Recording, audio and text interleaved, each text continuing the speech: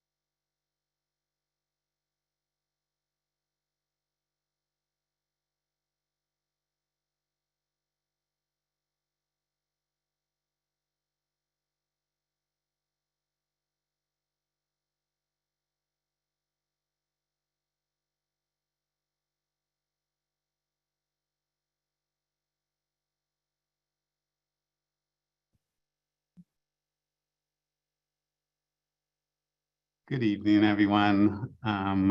Thank you for joining us for the City of West Hollywood's community budget meeting. Tonight we'll provide an overview of the city's budget.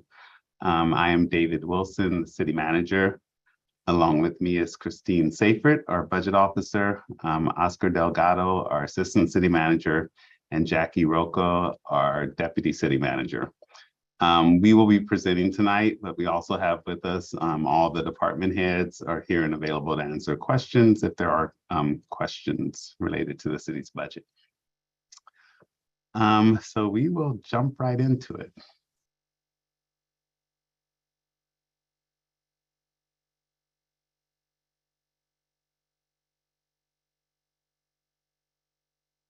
Thank you, Christine, for putting up the slide. So again, this is the community budget presentation. We go to the next slide when we're ready.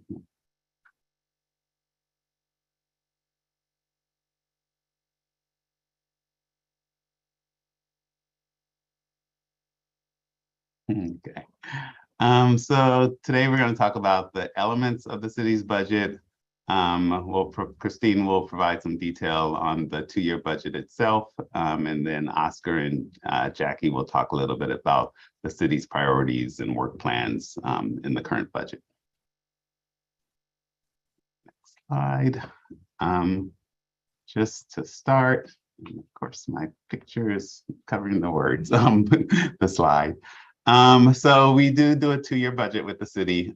For the last couple of years during COVID, we did one-year budgets because of the uncertainty of the economy and the impacts from the pandemic. We do feel that we've recovered enough to go back to a two-year budget. The city's budget is for the period of July to June of every year. So our first fiscal year of the budget is July 1, 2022 to June 30th of 2023. And then the same for fiscal year 2024. We do update the budget every 6 months. So there would be a mid-year update to this year's budget, and then we'll do an update when we get for the second year, fiscal year of the budget, the 2024 budget. The budget itself includes fund summaries and financial forecasts. We do a 20-year financial forecast to provide the long-term view of the city's planned revenue sources and expenditures. The budget also includes the accomplishments of each department for the prior fiscal year, along with, I'm trying to move the faces over, along with the work plans set out for each department, their goals and activities for the next year. And then the budget includes a capital plan for our capital projects, which we do a 5-year plan for the city's major capital projects. Next slide. This just goes over some of our fiscal policy requirements. The operating budget must be balanced on an annual basis. Unfortunately, due to the pandemic, we have balanced the budget with reserves over the last 2 fiscal years. We are fortunate enough to be able to present a city manager recommended budget that is balanced without using reserves this fiscal year for our general fund. We have proprietary funds, and they must be self-sustaining. These are funds such as the sewer fund and solid waste fund and the street maintenance fund. And self-supporting, meaning that they must have revenues that meet or exceed the expenditures for those funds. And then major capital investments are usually done using long-term financing. So we issue debt, issue bonds for major projects like the West Hollywood Park and the Aquatics and Recreation Center that was just completed. If we do add new programs or projects, there must be comparable increases in revenues and expenditures. So new spending must have new funding sources. We often do that by staff doing analysis and finding sources for our new expenditures. And then we must maintain adequate reserves of at least 25% of the general fund budget. This is so that we do have reserves in cases such as the pandemic, where we did see significant loss in reserves, we want to have, or I'm sorry, in revenues, we want to have reserves to maintain during those times. And we maintain the long-range fiscal perspective, which again, we provide a 20-year this financial forecast in our budget document. And with that, I'm going to turn it over to Christine to talk a little more detail about our current 2-year budget. Thank you, David.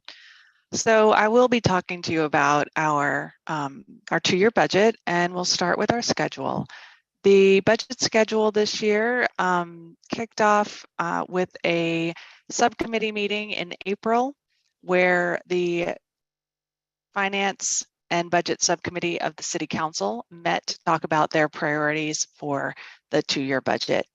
In May, we had a second meeting of the subcommittee. These are public meetings where the city manager presented an update on revenues and expenditures for the city, and the subcommittee provided feedback on their perspectives regarding the proposed budget. In early June, the city filed a budget item for receive and file with the City Council. That item was accepted for review with the City Council and for the community. We are now hosting a community meeting to discuss the budget process and the 2-year budget that is being proposed. And we will go back to council at the next meeting on June 27th for discussion and adoption of the 2-year budget, the work plans, the capital plan, and the priorities set forth therein. On July 1st, the city kicks off its new fiscal year using the new 2-year budget. In terms of the budget structure, the city is comprised of a general fund, which is the fund that we use to pay for most programs and services in the usual business of government. The sources of funds for the general fund are predominantly tax revenues. We also have a number of special funds which are restricted to specific purposes, including debt, including proprietary funds, such as our sewer funds, including capital funds, such as our debt-funded bonds, and grants that we receive from the state and local state and regional county governments. So as you can see from this pie chart, the majority, about 70% of the city's overall expenditure budget is from the general fund this fiscal year, and about 31% is in special or more restricted funds. Within each fund, there are a number of components that we use to understand where we start and where we finish each fiscal year. So we talk about our opening fund balance at the start of the year.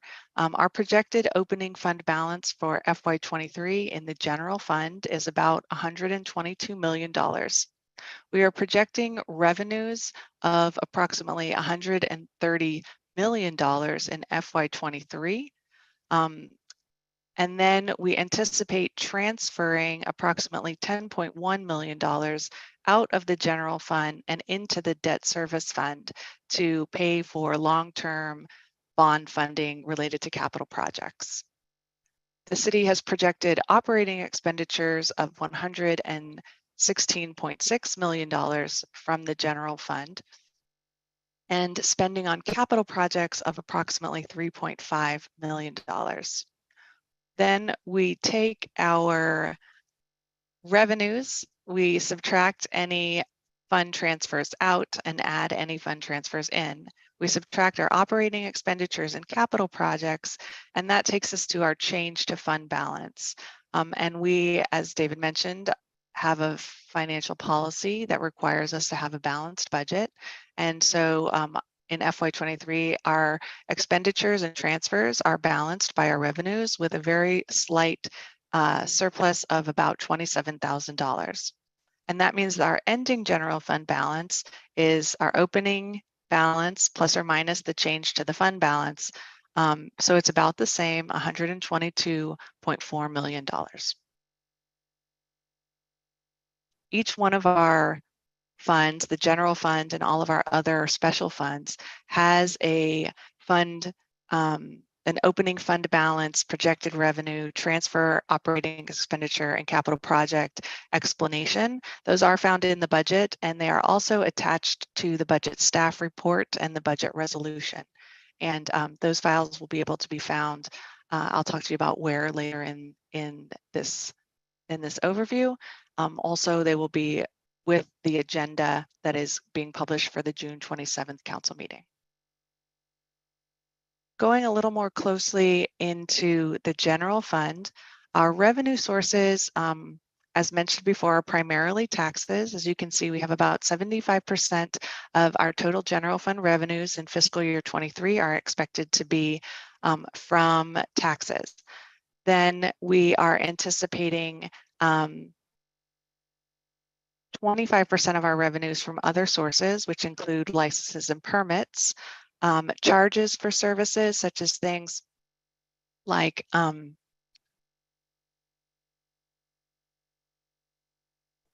things like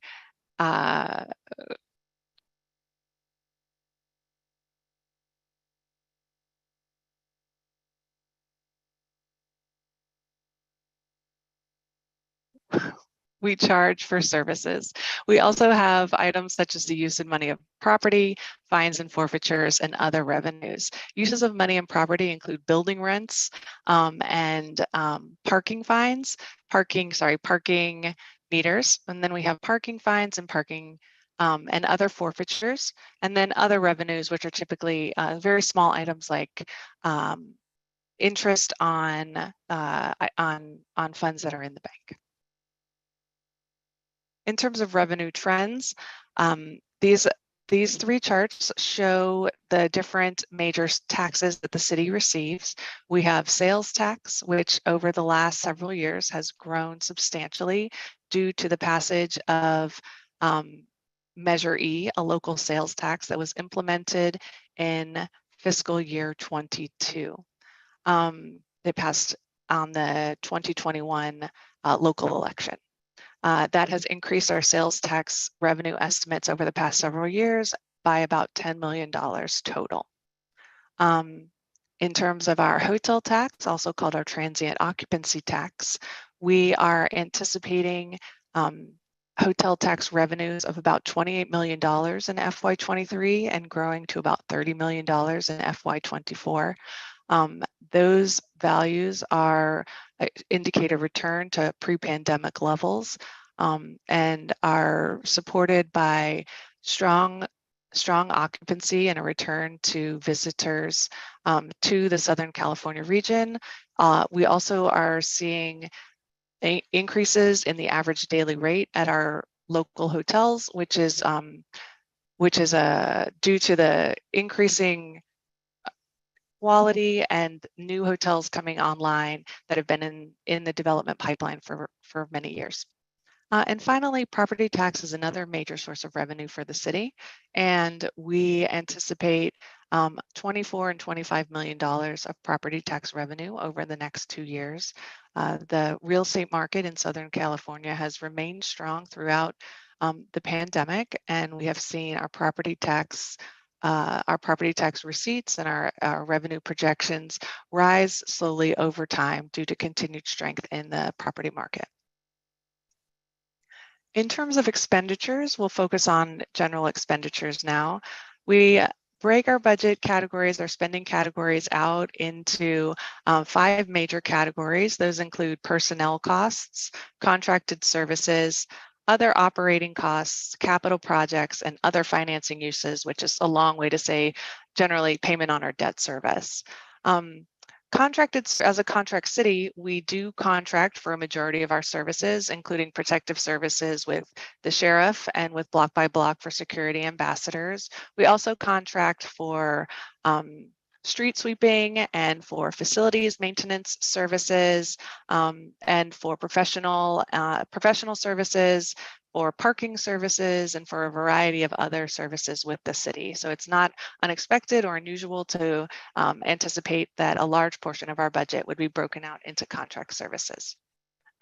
Our total expenditures in FY23 are anticipated to be $130 million, which is an increase of about $17 million over the currently approved mid-year budget from FY22. That's represents an extraordinarily strong recovery for the city from the pandemic, and a return to spending levels that support full operations of the city and growth of our operations, particularly related to the West Hollywood Park and Aquatic and Recreation Center, which is opening to the public right about now. And then this chart just shows over time the changes in the city's general fund revenues and expenditures. We have actual values from fiscal year 2017 through fiscal year 2020. Then we have 21, excuse me. And then we have our budgeted values for fiscal year 22 and our projected budgets for fiscal year 23 and 24.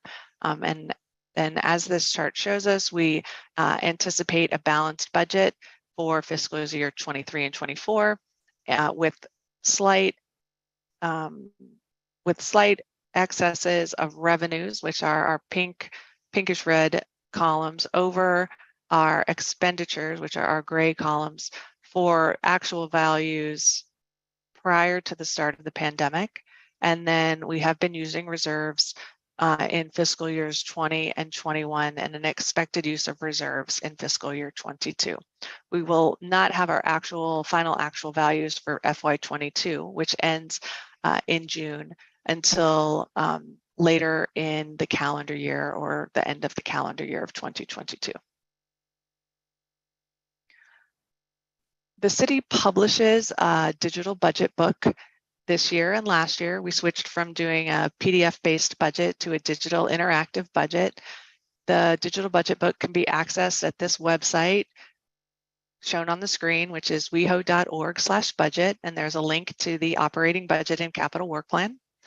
Each section or each chapter of the digital budget book is shown at the top of the digital budget book page, and then there are sub-pages or sub-chapters within each of the major categories. So, for example, the introduction to the budget book has information about the city. It has the budget resolution. It has the organizational structure and an introduction to the city's council and executive team. The management analysis provides an overview of the budget at a glance, and this is where the city's transmittal letter is posted, which is a longer text-based introduction to the budget and to the city's priorities for the next fiscal year. Then we have a section that summarizes each of the city's general and special funds, both for revenues and expenditures, and provides a look back at the last 5 years. We have our 20-year forecast, as David mentioned. Then we have two sections, a section on work plans, which is what each of our departments will be working on for the next year, as well as an overview of the departments that those divisions fall in, and information about the structure of that particular department, the staffing in the department, and the metrics by which the divisions measure themselves. An accomplishments section provides a look back on the prior year and what each organizational unit accomplished. And then there's a capital section, which looks at what the city is focusing its capital expenditures on for the next 5 years. And that provides a 2-year budget and a 5-year forecast on where we're going. Past that little blue arrow is an appendix section that provides additional information about the city, some comparative information, additional staffing tables, and some detailed information about the capital budget. There's also a transparency center that is available both from the budget page as well as on this site, weho.cleargov.com, where users are able to look at each fund and each department in the city and drill down into detailed line item data. That data is also available for download into Excel for use and analysis by our constituents. And then finally, we take questions all throughout the year, and those questions can be directed to budget@weho.org by email or by calling either the city manager's office, and those calls will be directed to me, or by calling the front desk, and they'll route you up to us. So that's just a brief overview of where to find the digital budget book and where to find budget data. With that, I'm going to turn things back over to David to talk about some of the city's priorities and our work plans. Great, thank you, Christine. So this year's budget, we are focusing on community safety and well-being, neighborhood livability, and capital maintenance. So starting with community safety and well-being, for nearly 4 decades, the city has worked diligently to develop programs that defend the fundamental rights of our community members and also contribute to the safety and well-being of our constituents. These programs are balanced with a deep commitment to provide community safety and social services. In order to reduce crime and increase safety, the city contracts with the Los Angeles County Sheriff's Department for law enforcement services, with Block by Block for unarmed safety and security services, and it's part of the Los Angeles County Fire District for fire protection services. The city also provides robust social services to support community members and has done this for decades.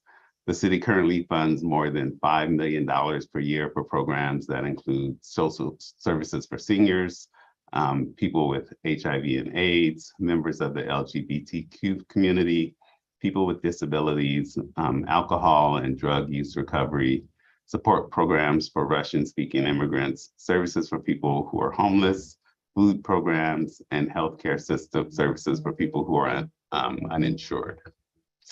The city's commitment to social justice and equity, equal rights, is the foundation of this approach. At its November 15, 2021 meeting, the City Council had a focused discussion on community safety and well-being. During that discussion, there was direction to develop a comprehensive strategy for the city's approach to community safety, and the city subsequently engaged a consultant to assist with the development of that strategy. Over the past several months, the consultant has interviewed city staff, council members, commissioners, advisory board members, task force members, the business community leaders, and social service providers to identify service gaps, risk and barriers, and opportunities for improvement. The consultant will conduct additional stakeholder engagement and refine and further build out the strategic goals and develop a draft community safety and well-being strategy in the summer of 2022. So I just want to provide some background on our overall strategy. Looking at some of the individual components of that strategy, West Hollywood utilizes the Los Angeles County Sheriff's Department to provide law enforcement services, as I mentioned earlier. The city currently contracts for 60 sworn personnel delivered based on minutes of service and 4 non-sworn personnel in its annual service level authorization form. We also budget for supplemental deployment as needed and special events such as Pride. The city is not increasing the current budget for the sheriff's services, except for the cost of Pride and that the council approved this past April, and the cost of living adjustments for the contract itself, as well as adding additional ALPR cameras.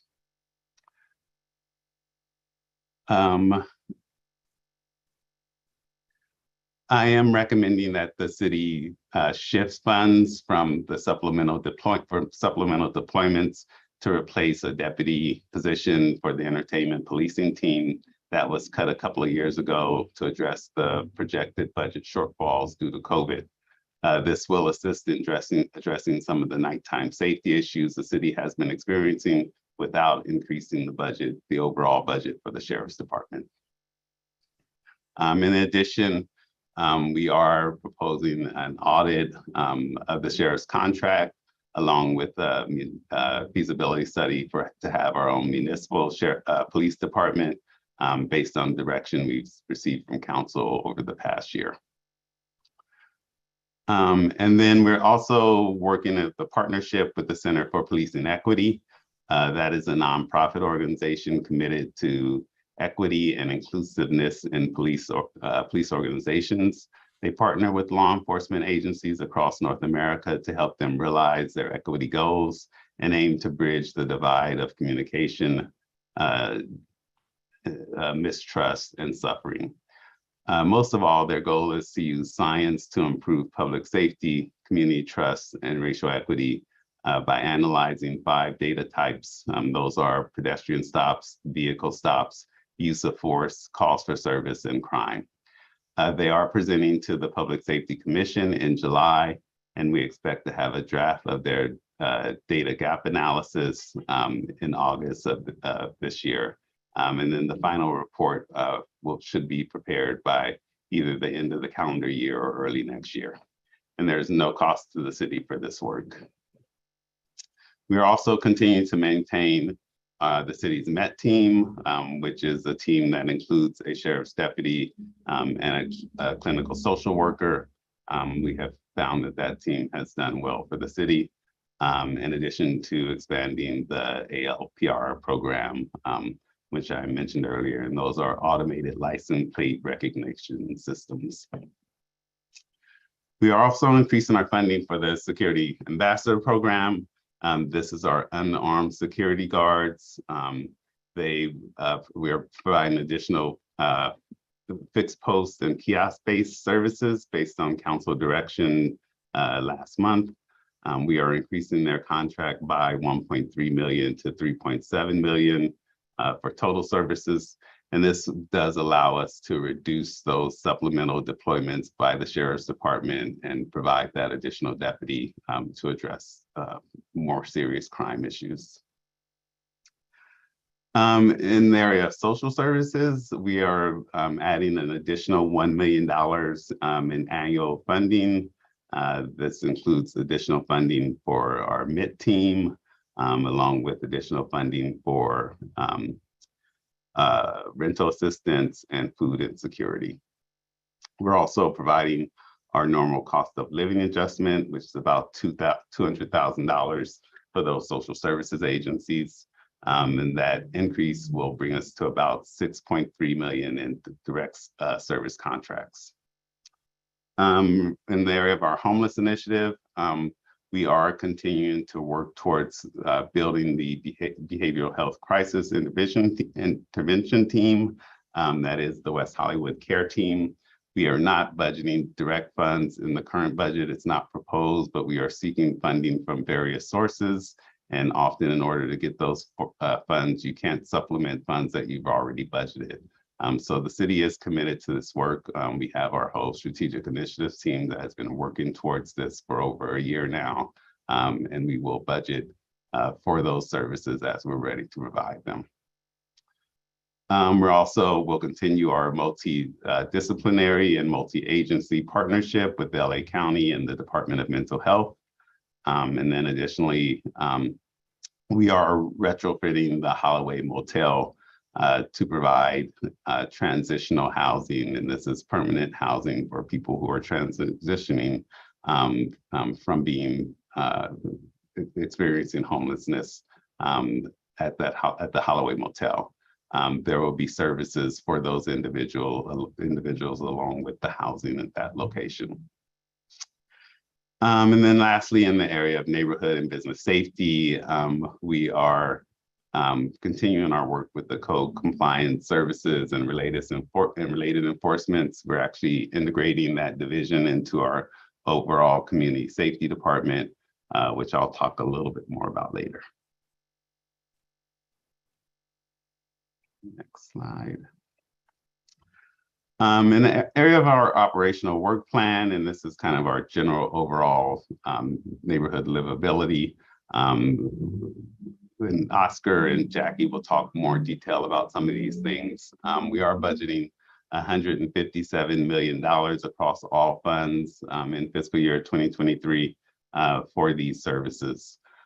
We do divide them into 3 areas. We have our internal support departments, our community support departments, and our development support departments. For our internal support departments, one of the main focuses of our city clerk over the next few months will be the election. We do have a local election every 2 years, and so we do budget for those elections to happen. In addition, our human resources department will be focusing on employee training and development. We will be upgrading our financial and human resources systems, and then working towards improving our contract management processes. And we are currently wrapping up negotiations with the city's bargaining units. In the areas of community support, these are just kind of the general services. And again, Oscar and Jackie will go into more detail, but we continue to provide our rent stabilization services, our social services, our transportation services, our community safety services, and then our Pride and special events. We do have major special events such as Pride. The City Council approved a budget of $1.8 million for that earlier this year. We're continuing with that amount. In the next budget year, we will debrief about Pride early this summer and discuss the budget for the coming years. We also have smaller events such as the Russian Cultural Festival. We budget about $72,000 for that event in the upcoming budget. And that was based on recommendations for the event subcommittee, which is a committee of the council that looked at all the city's special events over the last year. And then in the area of development support departments, and this is where a lot of our capital improvement projects happen as well. We are, as Christine mentioned, we are wrapping up completion of the West Hollywood Park and Aquatics and Recreation Center and moving into the operations portion of that facility. The housing element and general plan updates are being completed this budget cycle. We're upgrading our permitting system. We're continuing with the seismic retrofit program. Then we continue with permitting and plan check services and building inspection services. And then we'll have a focus on economic and business development support with a number of studies over the next year, as well as our capital project management. Next slide. And I am wrapping up here just to go into the area of capital maintenance. This is where we have our 5-year capital work plan.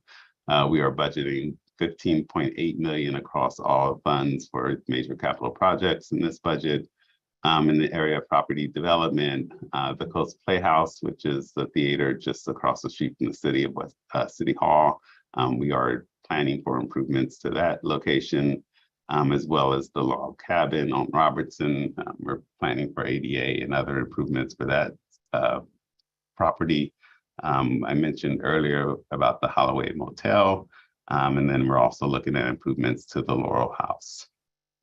In the areas of parks and public works, we're working on our Plummer Park Comprehensive Improvement Plan. As well as working on Hart Park. We continue our sewer maintenance program, our street and sidewalk maintenance programs, our pedestrian and playground safety programs, as well as our bike and pedestrian plan implementation. And then in major projects, the most major project is the Design District Improvement Project, and Jackie will talk a little bit more about that, but we have begun that project and will continue through this budget cycle and beyond. We are also continuing to work on the AIDS Monument in West Hollywood Park, and continuing to improve our citywide fiber and Wi-Fi infrastructure, as well as providing electric vehicle charging stations. And we are continuing our work with the MTA for the Metro Rail extension. Thank you. And now we'll talk a little bit about organizational priorities. I will give a brief overview and then I will hand it off to Oscar and Jackie. So we are making some changes to our organizational structure. The boxes that you see in blue on the screen are where the changes are, so I won't go through everything, but some of the areas that we are seeing major changes. So we are eliminating the Department of Facilities and Recreation Services. As we do finish the ARC, the need for them to be together is not as great, and as the ARC moves into operations, we'll be moving the Recreation Services Division to Community Services. This puts all of our events, our major and community events, along with our recreation programs in one department. And then our Facilities and Field Services Division will move to Public Works. So all of our public right-of-way and infrastructure projects are in one department. All the city-owned facilities, our parking facilities, and the Public Works projects, the public right-of-way projects that the engineering department does are all in one location. We are renaming the Public Safety Division to Community Safety, and that division, department, that department will include public safety as well as what was previously called code compliance. We are now calling that neighborhood and business safety. And then also we are combining our, in our communications department, we are combining the media and marketing division with the digital media division to have one division of media and marketing. So that's the broad overview. I will now turn it over to Oscar to talk about our internal support departments and our community support departments, and then Jackie will talk about the development support departments. Great, thank you, David. First, Oscar Delgado, Assistant City Manager. I'm going to go over a lot. I'm going to gloss over much of it, but our department directors are here to answer any questions. I tried to be brief, but there's just a lot going on this year, and it's very exciting. So I'll start with our internal support departments, which consists of administrative services, finance and technology services, and communications. Administrative services department is responsible for providing broad-based organizational support and guidance by promoting enhanced employee relations and leadership development. In addition, the department is focused on delivering optimized services to both internal and external customers and reducing legal risks and liabilities. Some of their priorities for the upcoming year include comprehensive voter outreach in coordination with the LA County Registrar of Voters and community partners, enhancing and streamlining the city's contract management process, completing comprehensive diversity, equity, and inclusion training and programming, and a comprehensive review and update of the city's administrative regulations. The next department is our Finance and Technology Services Department. Their mission statement is to ensure integrity, stability, transparency, and efficient delivery of public services through fiscal responsibility, financial analysis, and reporting, as well as advancing innovative technologies. Some of their priorities for the upcoming year include starting the process of replacing the current permitting land management system, which will increase efficiency citywide and result in enhancements to customer service by providing additional online services and payment options. Extending, this is very exciting, extending fiber optic cable infrastructure along Sunset Boulevard, Doheny, Fairfax, La Brea, and Fountain Avenue to create a fiber loop and connect to the existing fiber along Santa Monica Boulevard. Expanding access to resources in our community by deploying free Wi-Fi along Santa Monica Boulevard and release an RFP for broadband services that will serve our residents and businesses.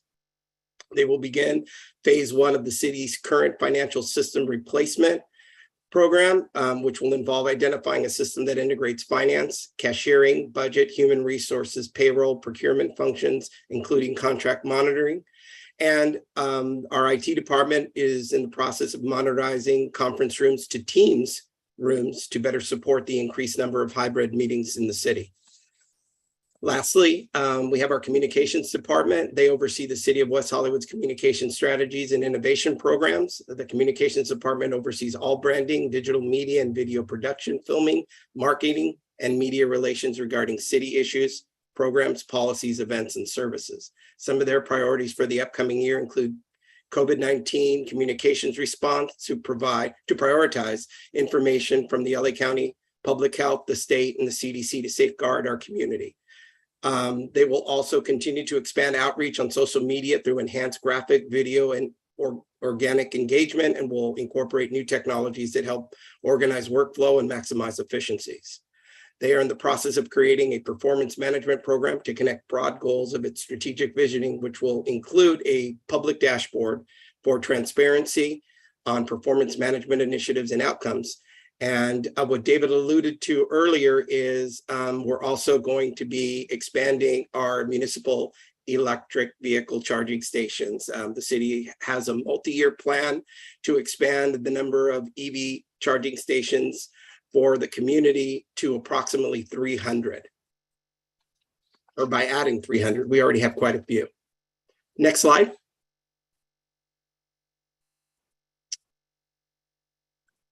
Next, I'll talk about the community support departments. Those departments are human services and rent stabilization, community safety, and community services.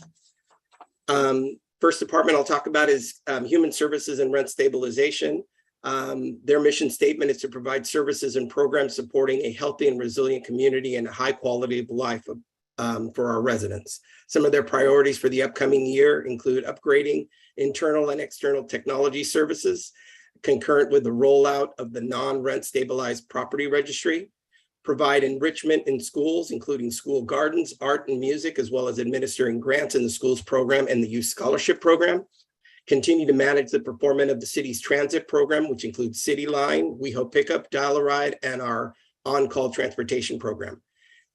Continue pursuing funding opportunities and partners to support the development of interim and permanent supportive housing, lead the development of a pilot program that will assist in reducing poverty levels for West Hollywood residents and will include data on current poverty levels and research on best practices in poverty reduction. And their last goal for this year is implement the city's approved plan to address homelessness in West Hollywood, including the exploration of a multi-purpose facility to provide services and lead the city's local and regional responses to homelessness with collaborative community engagement. The next department that's up is Community Safety Department. The Community Safety Department provides innovative public safety services to protect life and property and to improve the quality of life for residents, businesses, and visitors in West Hollywood. Some of their priorities for the upcoming year include support and enhance the city's community safety and well-being plan, including efforts on the creation of strategic goals, as well as prioritization of new and existing community safety well-being initiatives. To continue supporting the mental health evaluation team partnership with the Sheriff's Department and the Department of Mental Health and the Department of the city's Behavioral Health Crisis Unit. They will also develop and implement a proactive systematic outreach program for residents and businesses on operations, adopted ordinances, and city council directives. They plan to implement a new computer software system to enhance the efficiency and effectiveness of operations, including the development of new administrative citation processing, payment, and recovery process for the new neighborhood and business safety division. And lastly, they plan to increase animal services as it relates to field staff, vaccination clinics, licensing, and the community cat program. The last department is Community Services Department. The Community Services Department provides support to the City Council, oversees and engages in advocacy efforts to advance the city's legislative priorities, and is responsible for the city's community and large-scale events.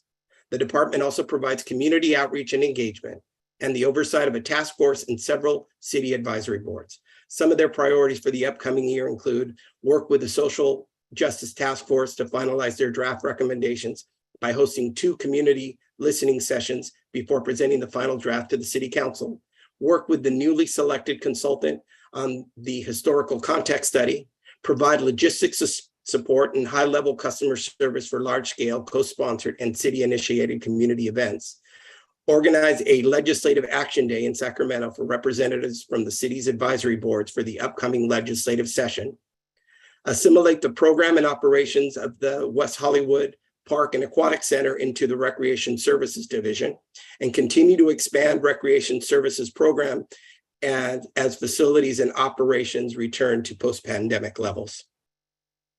With that, I'll hand it over to, I believe, Jackie.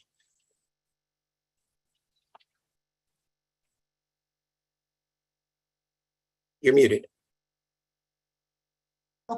Muted. Sorry about that. Good evening. I'm Jackie Rocco, and I'm the Deputy City Manager. And I'm very happy to be here with you this evening to present the development support departments and key projects that they will be working on for fiscal year 23. The development support department includes oversight of the urban design and architecture studio, as well as oversight of 3 departments: the economic development department, planning and development services, and public works.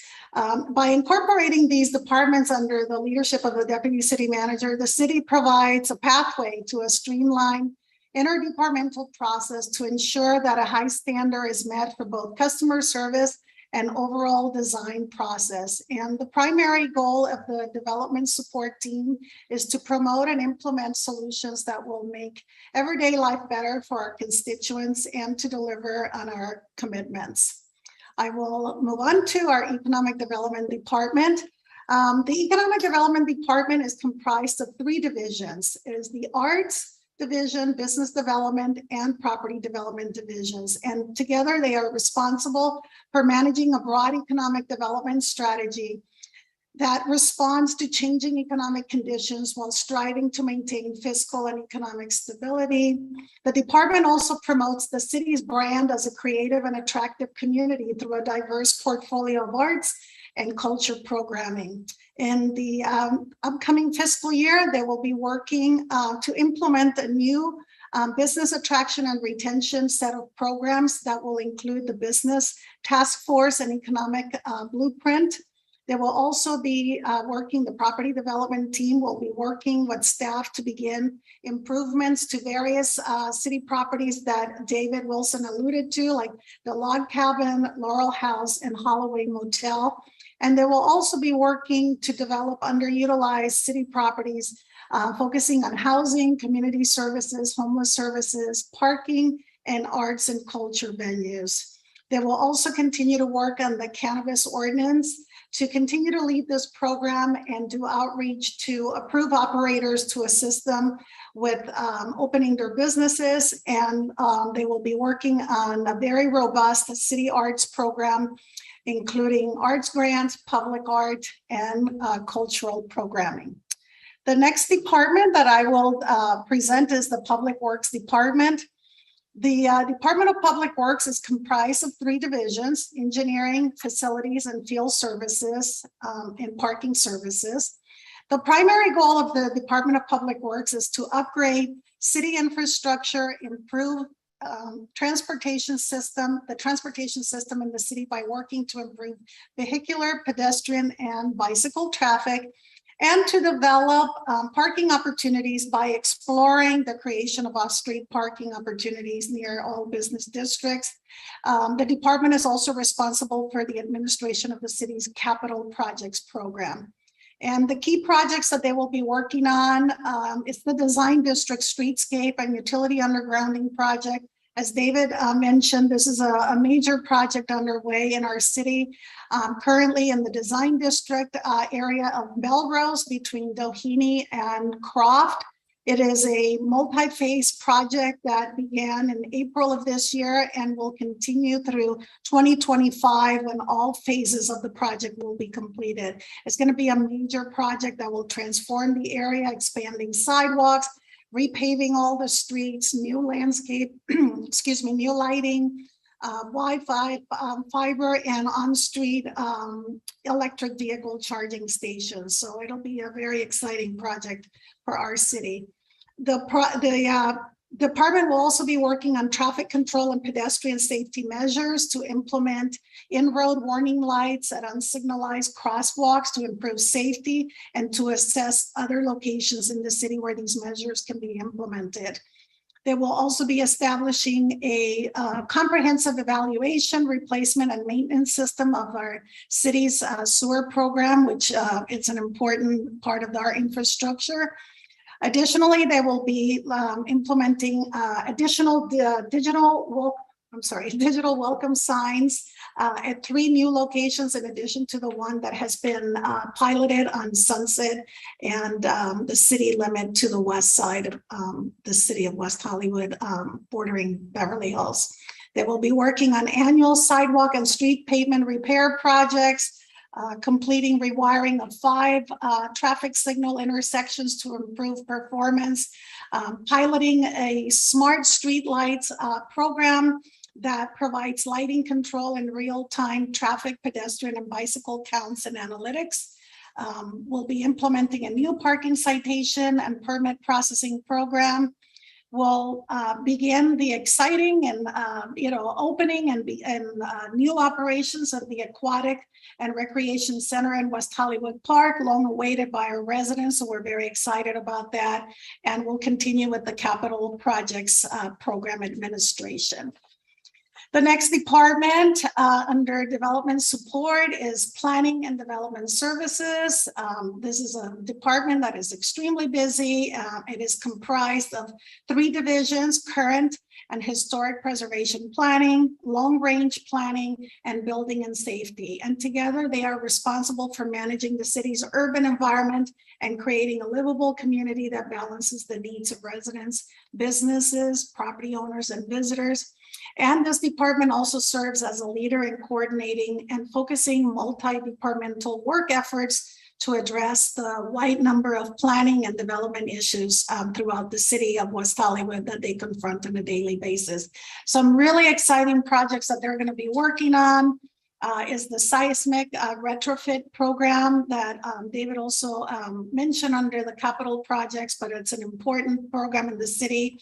They will be implementing the new electronic permitting system to improve overall operation and customer service. They will be focused on the multifamily historic survey. So in the new fiscal year, they'll begin that survey. They will be addressing the housing crisis in the city by beginning an implementation of a bold action to address the housing crisis through zoning changes and other housing related items. And other projects that they will be focusing on will be bike lanes on Fountain Avenue and Santa Monica Boulevard by completing a feasibility study of those locations, working very diligently to complete the design standards and zoning changes for the post-pandemic action plan, designing standards for West Hollywood West, as well as transportation demand ordinance that will begin with the creation of the local transportation management organization. And 2 more important projects, the new billboard development agreements that will continue with the robust application process, and the Crenshaw Line Northern Extension by working closely with Metro to advance the environmental review process for this program. And I will finish with the great work of the Urban Design and Architecture Studio, also known as UDAS for short. UDAS provides leadership to realize the city's design-related objectives, heightening public awareness and outreach, as well as promoting stewardship of the natural and built environment. Its purpose is to advance a vision for public space and private development that ensures a cohesive and direct relationship with the city's land use goals, environmental policies, and architectural and urban design objectives. And they will be working on some exciting projects also for the new fiscal year with the multifamily development standards, new tree canopy standards, outdoor dining design standards that will together create new design criteria and context for where permanent outdoor dining can be considered. They will be engaged in a community symposium on public-oriented private spaces, anticipated later this year or early next, looking at how open space and green space can best be integrated into commercial and residential contexts as the city grows. And last but not least, the major capital improvement projects that they'll be focused on will be the AIDS Monument at West Hollywood Park, the new City Playhouse at the site of the current Coast Playhouse on Santa Monica, the Plummer Park Comprehensive Improvement launch that is scheduled to begin next fiscal year, and the San Vicente Streetscape Plaza, providing a new gathering public space or streetscape plaza that is being studied along San Vicente, north of Melrose, spanning between West Hollywood Park and the Pacific Design Center. And with that, I will turn it over, I believe, to Christine. Thank you. Thank you, Jackie. So thank you all for bearing with us through that 55-minute presentation. We will open it up for questions now. If you want to use the raise hand feature, our city clerk will call on you for any questions you may have. Thank you, David. I see that Nika Sunshung has her hand raised. Nika, go ahead, unmute yourself. Hi, everyone. It's nice to see everyone here for this community meeting. I have a question specifically about the statement that the city is not increasing the department's contract with the LA County Sheriff, except for the $500,000 the sheriff received for Pride, surveillance cameras, and the remaining quote unquote cost of living increases, which I want to be very clear is for a total of $1 million increased this year beyond what was paid to the LA County Sheriff's Department last year. I want to be very explicit about the fact that reduction of the sheriff's contract does not imply there will be fewer deputies patrolling the city of West Hollywood, a 2 square mile city, which has 60 deputies on patrol at any given moment. I want to also question the fact that this is in direct contradiction to the Public Safety Commission's motion to reallocate $3.2 million from the sheriff's contract to social services. So my question is, on one hand, how it's possible that the city is not increasing the contract when in fact it's increasing it by $1 million. And also if we could please discuss the decision to reject or ignore the city Public Safety Commission's recommendation to reallocate $3.2 million from the sheriff to social services. Sure, so I will take that. So I'm not sure where the $1 million numbers comes from. I can give you the breakdown in the increase in the sheriff's department. So there is a $455,000 increase for Pride. And this was based on council's direction and council's approval of Pride this year. That was approved during the year, so it wasn't part of the budget in June of last year. So it's shown as an increase. The council approved $1.8 million in total for Pride. $455,000 of that was sheriff's costs, $240,000 of that was fire costs, and $290,000 was for the medical tent. So the $455,000 is an increase in the sheriff's department. There is a $297,000 increase for the ALPR cameras, which I mentioned earlier, which I believe was a recommendation from the Public Safety Commission. Certainly the council supported that in discussions earlier in the year.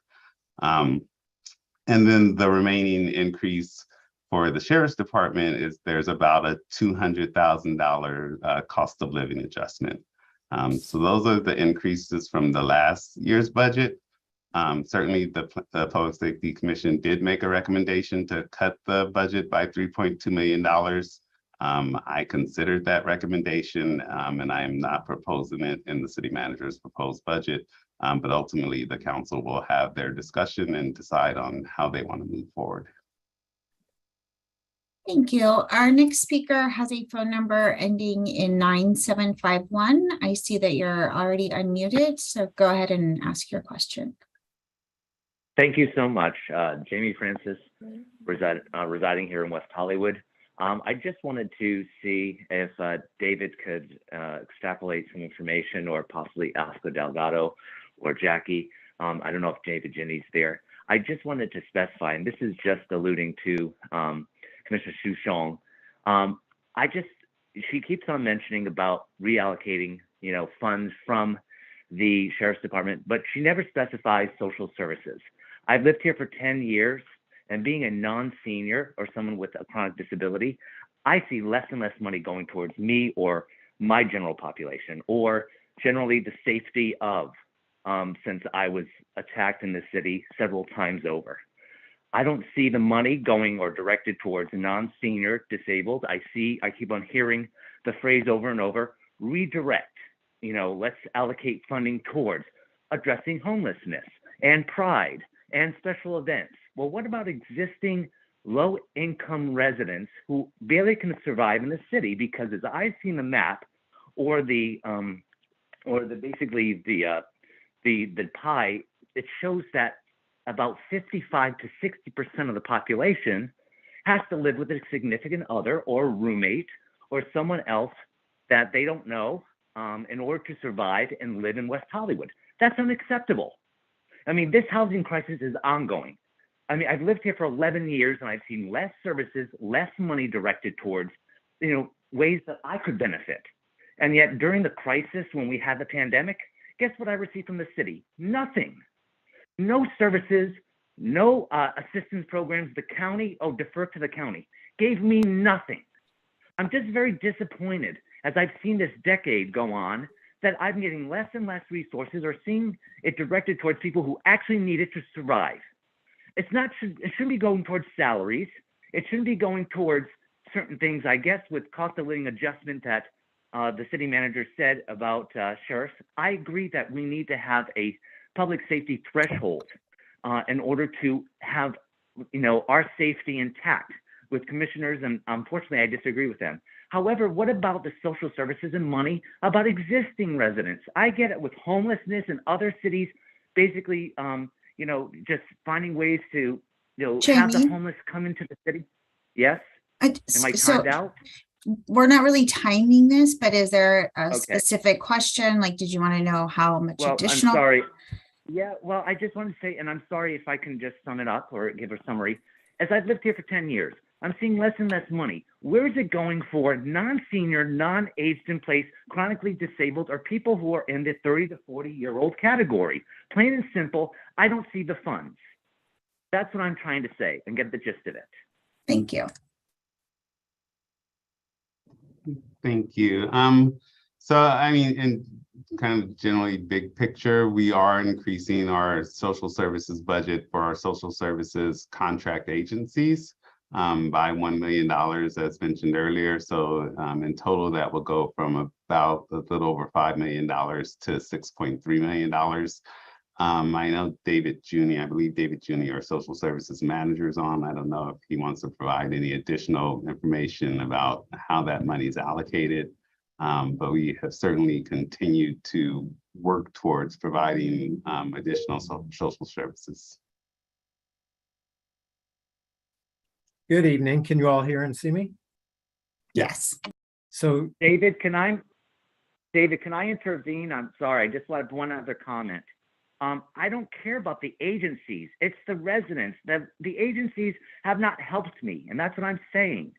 I don't care about them being allocated money. I'm talking about the residents, about rental assistance and so forth. Have I not specified that? I don't care about the agencies because I've been disappointed with them.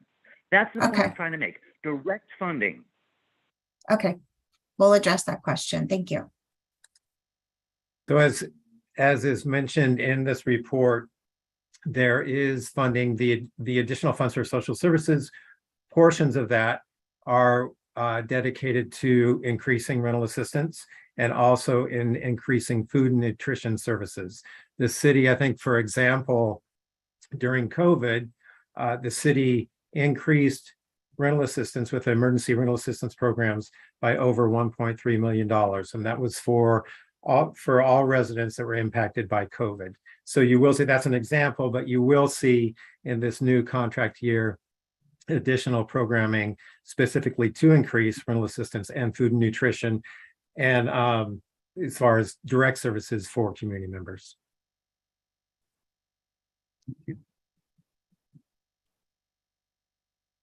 Okay, our next speaker will be, our questioner is Sylvester Ani, A-N-I Jr. You may turn on your camera if you'd like, and unmute yourself, and you will have, actually, we don't have a time, but ask your question. Okay, hello, can you hear me? Yes. Yes, I'm calling in to get an understanding on what is the justification for not diverting funds from the sheriff department to social services that will address quality of life, improving the quality of life, especially when I'm looking at data that shows that the West Hollywood station only solves 20% of the crime within the city. So if the sheriff department is neither preventing crime or improving the quality of life of residents through resources, or they're not solving crime after it happens. 80% of the crime per the LASD website says they don't solve 80% of the crime within the city that is reported. What is a justification to not diverting money towards resources that would address preventing crime or poverty, housing, etc.? Thank you.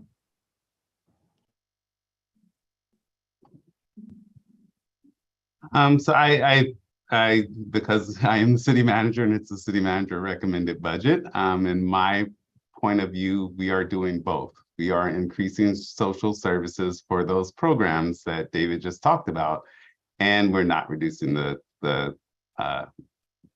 budget for the sheriff's department. So I think there is a world where we can do both, and that's the direction that we are taking at this time. And again, ultimately, it will be up to the city council to decide what direction they want to take when they approve and adopt the budget.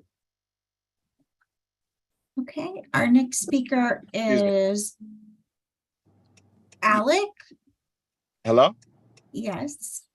Yeah, I understood that. The question was more specifically, what's the justification with, like, when the results are what they are? If not solving 20%, I mean, they're not solving 80% of the crime that happens. What's the justification for it? I know that you're doing it, but what is the justification for it when you're looking at the statistics on effectiveness or ineffectiveness? I am certainly happy to meet with you and go through those statistics at any time. Okay, thank you. Okay, the next person who has their hand raised is Alec with Civil Rights Corps. Alec, there you go. Go ahead. Hi, everyone. Can you hear me? Yes. I want to probe a little bit more specifically the response, or more sort of lack of response from the city manager to the last question by Mr. Ani. I want to ask specifically if the city manager was troubled by the repeated dishonesty of the sheriff's department in its responses to really basic questions about the spending in WeHo and the budgetary allocations to the sheriff, and what it was doing with its officers, how much it was paying its officers, how much the cost of WeHo was. I followed this pretty closely, and I personally was quite troubled by the sort of shifting reasoning and what it revealed about the dishonesty and potential fraud, and also the extraordinary waste of the sheriff's office in terms of how much of WeHo's money it's spending on each deputy. The second question for the city manager is whether the city manager is aware of and troubled by the use by the sheriff's department of WeHo money on over 40 public relations employees at the sheriff's department. The second is whether the city manager is aware of or troubled by the use by the Los Angeles Sheriff's Department of deputies to disrupt and hound and harass and crush social movement organizers and protesting. So I'd like to hear what the city manager's justification is for giving even more money to the sheriff's department, given this long history of abuse and fraud and neglect of sort of the basic obligations of that department to the people of WeHo. And then the final question for the city manager, I'm not sure if you're writing these down, but I will ask follow-up questions if you don't address them. What is the scientific evidence that you're basing your recommendation on? You responded to Mr. Ani that you are recommending not to reduce the sheriff's office budgetary expenditure from the city of WeHo. So I've been working in this area for over 15 years, and I've studied all of the evidence. And it's my understanding of the state of the research that more spending on sheriff's department resources has not been shown in any credible way to improve public safety. And in fact, spending on other kinds of social services dramatically increases public safety. So I'm interested in what body of research you're using as part of your professional and ethical and fiduciary obligations to the city to rely on for recommending the $3.2 million not be reallocated to social services, but instead go to the sheriff. I can repeat the questions if you missed any of them, but I'd love to hear actual detailed responses to these, and I'd like to hear them in a public forum. I don't want you doing to me what you did to Mr. Ani and suggesting a private meeting. Thank you, Alec.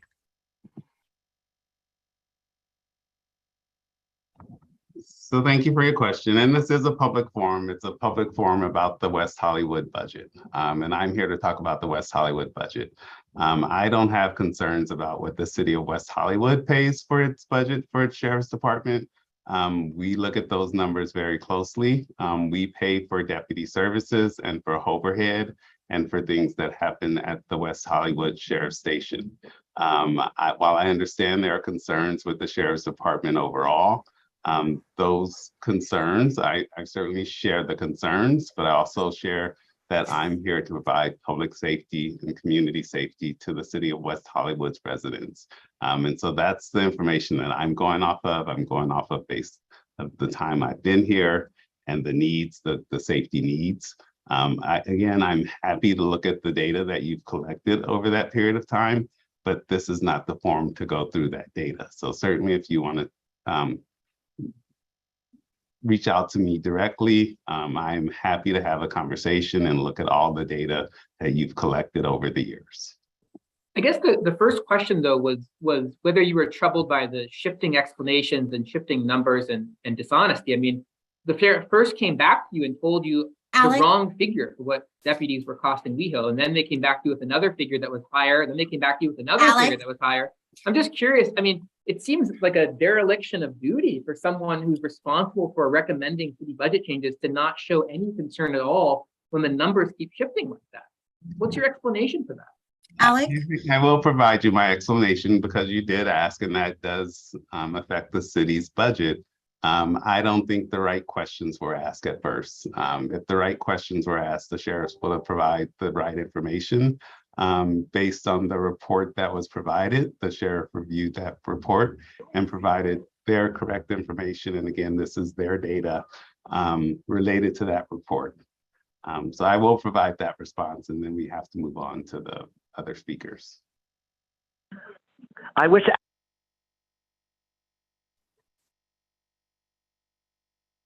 Okay, I don't see Alec unmuting. So Yola Dore, you have your hand raised. You may turn on your camera or unmute yourself and ask your question or provide your comment.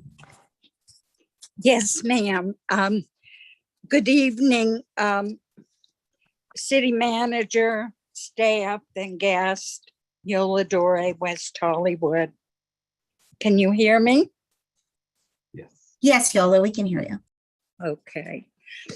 First of all, I'd like to go a different path and commend our city manager for this budget and all those who assisted him in choosing it as mentioned. I am thrilled that we have no cuts to our sheriff's department. Every single individual is needed. And I'm more than thrilled that the human services budget was increased. That also is needed. To the gentleman that spoke about the city not doing anything for him, he needs to apply. He can't expect something to fall out of the sky. He needs to contact the city and apply for services if he needs them, or get a social worker to assist him. To the other people who are so negative about what has been done, they need to reschedule, redress, and rethink their issues. Our safety is paramount, and it cannot be addressed with fewer people on the street to protect us. We cannot hope that people that are hungry will not be able to eat without more money in the coffer of human services. And that includes our homeless, our housed, and beyond. So I thank you from the bottom of my heart for intelligently and willfully having the honor, strength, and respect to form this budget as ours. Thank you, Yola. The next individual who has their hand raised to speak is Yesenia Bonilla. Hello, can you hear me? Yes, go ahead. Hi, Yesenia Bonilla, resident of WeHo. I also wanted to address the Sheriff's Department budget contract and how the contract is not being raised or lowered this year, yet is still receiving $1 million in increased funding for Pride and so-called security cameras. The cost per deputy went up over 100% in the last decade, soaking up 20% of the annual budget. Yet the city of Los Angeles is dealing with over 600,000 homeless LA residents. The cost of one deputy can pay for 3 mental health or social service workers. Yet you still continue to ignore the recommendation for the $3.2 million increase for social services. If 75% of the funding for the general fund is coming from our taxes, there should be more money allocated to making the community feel like a community. Changing the name of armed security to community safety isn't the way to do it. My question is, where is the correlation between increased security costs and actual public wellness and quality of living?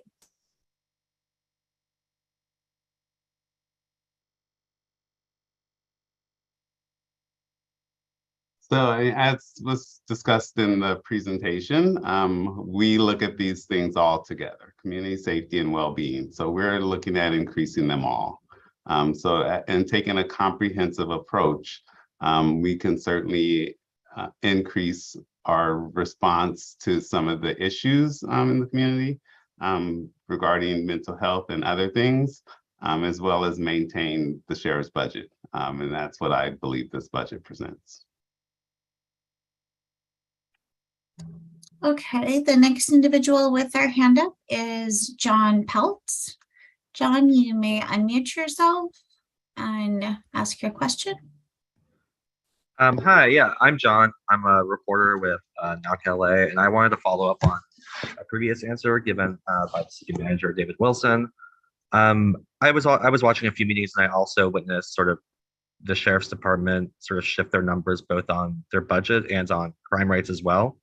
So I'm curious, you had said that the incorrect questions were asked, and so therefore the sheriff's department had provided incorrect answers. Can you be a little more specific there as to what were the wrong questions asked and how that shifted the answers given by the sheriff's department in their presentation?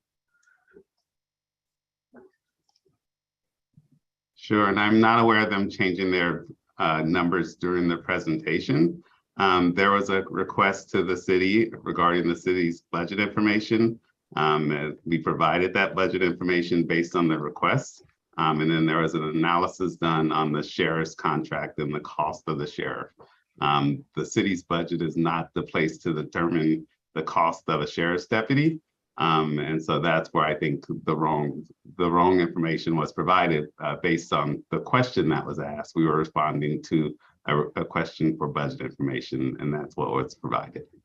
The sheriff is responsible for their costs, and they provided that information in their presentation. Is that presentation public anywhere? Yes, it was a recorded city council meeting that's available on the city's website. I believe our city clerk can provide you a link to that meeting. Yes. Well, I know, but the actual presentation, because I watched the meeting and the slides were very difficult to see. The agenda item included an attachment with the presentation. Okay. Thank you. You're welcome. I see that Jamie Francis has his hand up again. Jamie, did you have an additional question? Yes, yes, I did. Just briefly, I wanted to just comment. I don't like how a meeting is being hijacked, and I really do appreciate David Wilson taking the time, along with David Ginny, as well as Oscar and Jackie. This is calculated, and it's unfortunate. And I appreciate the person who's directing the meeting, but I commented, and yet they had the floor and they were able to ask 10 questions over. That's not fair to some of us. And with Yola, I'm only asking David Ginny directly because I'm disappointed with the agencies because they did not provide services. So for you to make a a comment like that without being informed, I wish you didn't do that, because you're attacking other speakers who have legitimate concerns.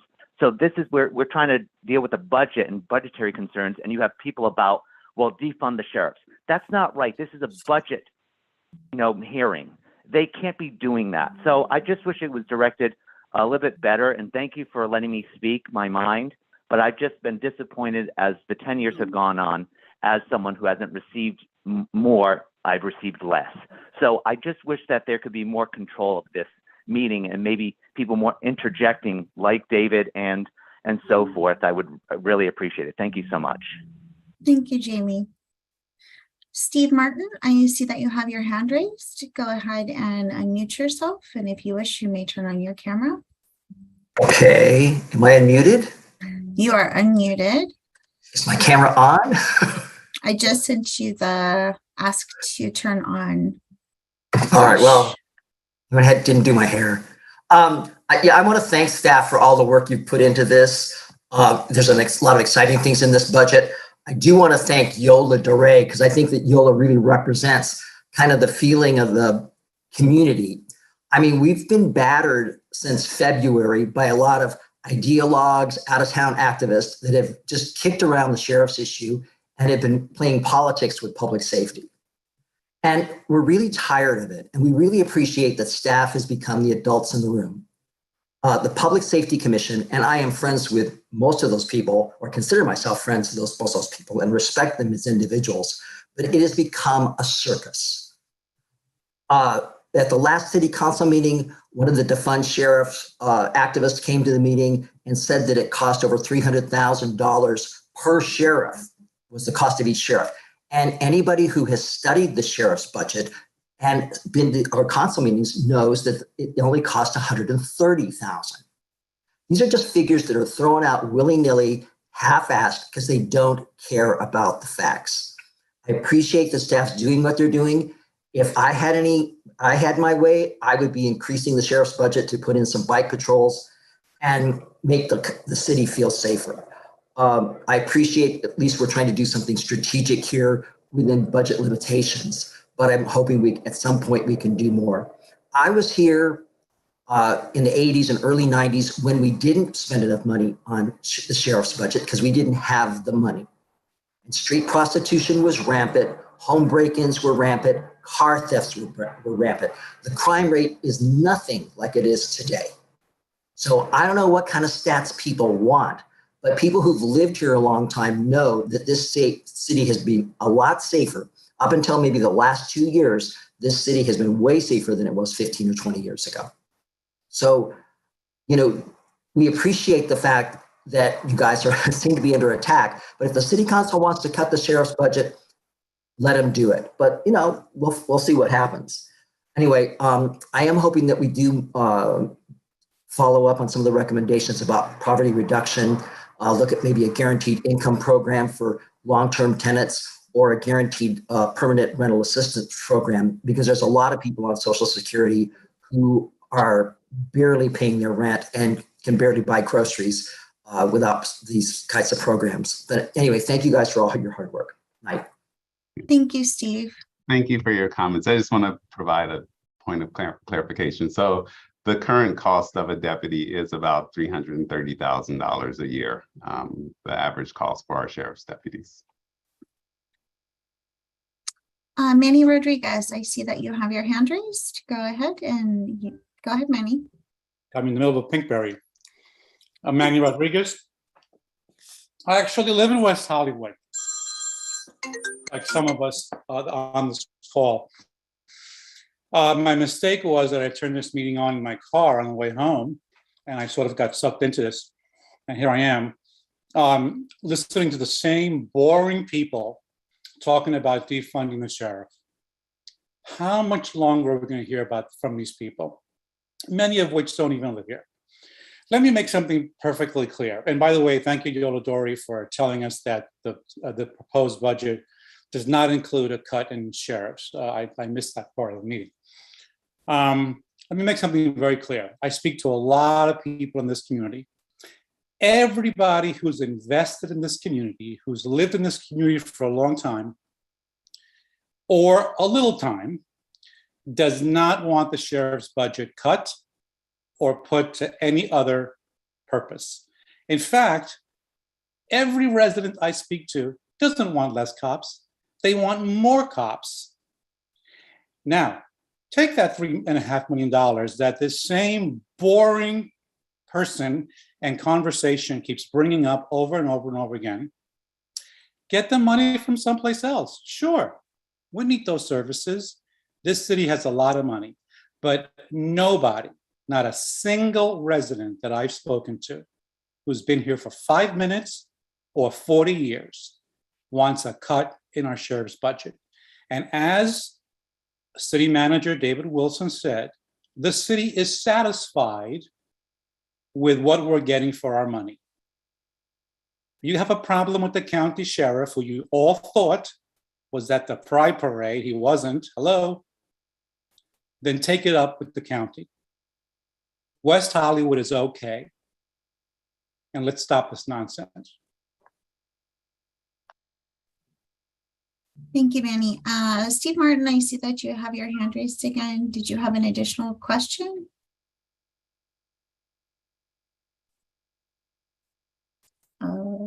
Okay, maybe that was just left over from earlier. Is there anyone else who has a question?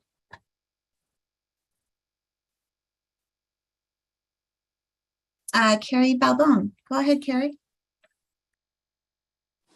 Hello, can you hear me? Yes, we can. Okay, thank you so much. I appreciate this overview. I would like to provide additional context for some of the comments that I think are being made.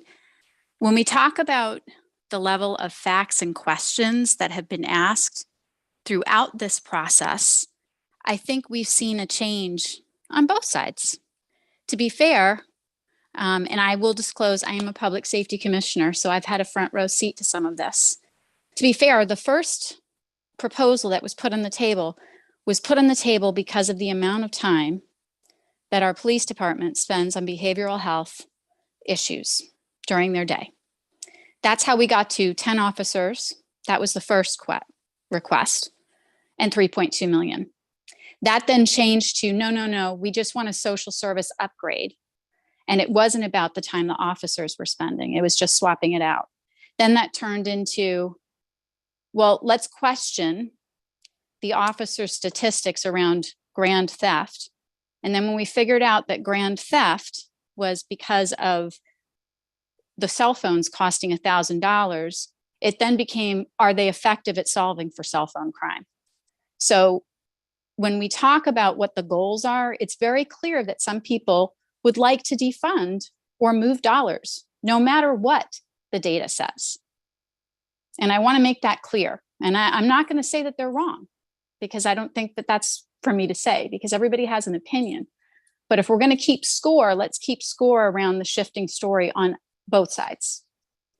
And what I will say also is that I, in my meetings, have asked questions about the human services budget. And we have a lot of work that we do in West Hollywood, and I'm grateful for that. And I'm glad to hear tonight that we're going to do more. But last year, money was given back. Money that was allocated was actually given back because not enough people took up the services. So I think we have to be practical and pragmatic and understand that balance is required when we look at everyone's interests. So I'm happy that we're doing that and that we've got an ongoing dialogue. And I just hope that it can be respectful so that we can all hear each other's needs and continue to pursue balance. So thank you. Thank you, Carrie. Steve, I guess you had another comment, so go ahead and unmute yourself. David, I just wanted to clear up that one issue. My understanding from going over the sheriff's budget was 130,000 is approximately what we pay the sheriff's deputies would be salary with their medical insurance and things like that. And the higher number, the 300,000 number you were talking about, doesn't that also include their automobiles, their cars, the backup infrastructure? Or am I getting my numbers mixed up? Oh, I'm muted. That's including everything with liability and everything that goes along with them. So that's what we pay for a deputy. right, but we're not really paying for. We're not paying a deputy. We're basically paying for a whole station. That's what we're paying the contract to the county. And then they pay their deputies, obviously. So they're paying a lower amount to the deputies themselves. But that's what the city pays per deputy on average. Right, and that's our unit price for the contract. Correct. Correct. Okay. So when we pay for 60 deputies, it's basically 60 times 350,000 or so that we get. Okay, I just want to make sure that the numbers are out there, that we all understand them, because it's been my observation that a lot of the people who are talking about this haven't read this or even understand the sheriff's budget, which makes it difficult to have a conversation when we're talking apples and oranges. And I guess that's what I was doing a minute ago by not being real clear. But it's frustrating. These are the same people that brought us Sheriff Villanueva. I didn't vote for Sheriff Villanueva because I knew he was a fraud. I voted for the incumbent because he was reforming the sheriff. These were the people that were out there telling us 4 years ago that Sheriff Villanueva was a reformer, and they got it really wrong. And if they got it wrong with him, they're getting it wrong with defunding. And I just think we need to fight to protect our own community. Anyway, thanks. Okay, David, how many more questions did you want to take? I think we'll take the last one. Okay. Nika, go ahead and unmute yourself. Hi, I just want to create one clarification that you mentioned that the 11% in liabilities, which has gone up 500% in the past recent years, is included in that $320,000. When in fact, as was heard from the chair of the Liabilities Commission, an actual insurance provider, that this is not included in the cost. So it would actually be whatever we pay for the contract and then 11% of liabilities on top of that, which is around $2 million. This was something that was presented in that city council meeting by the sheriff's department, but it is not confirmed and actually contradicted by the actual insurance provider. And that was clarified twice when she appeared in 2 city council meetings. And so I just want to state that David, I just want to hear from you about that 11% liabilities cost. Mm-hmm. Yes, so on the 575 form, which is our service authorization form, that 11% is included, and that is part of the $330,000 that I mentioned. So that includes overhead costs and the liability amount.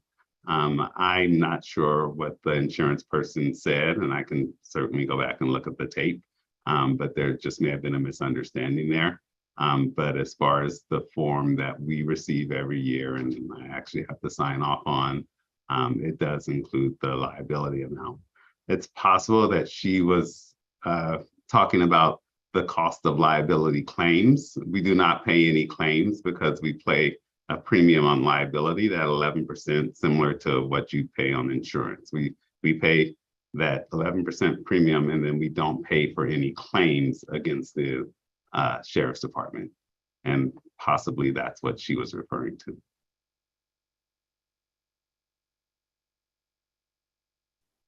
Okay, we don't have any other speakers or anyone with their hand raised, David. All right, well, thank you all again. So we will have the budget discussion with the city council next Monday, so we can do it all again. I promise our presentation will be much shorter, but we did want to provide this community presentation to provide a fuller picture of the budget and the organization. So thank you all for taking the time to come out tonight. Thank you. Thank you.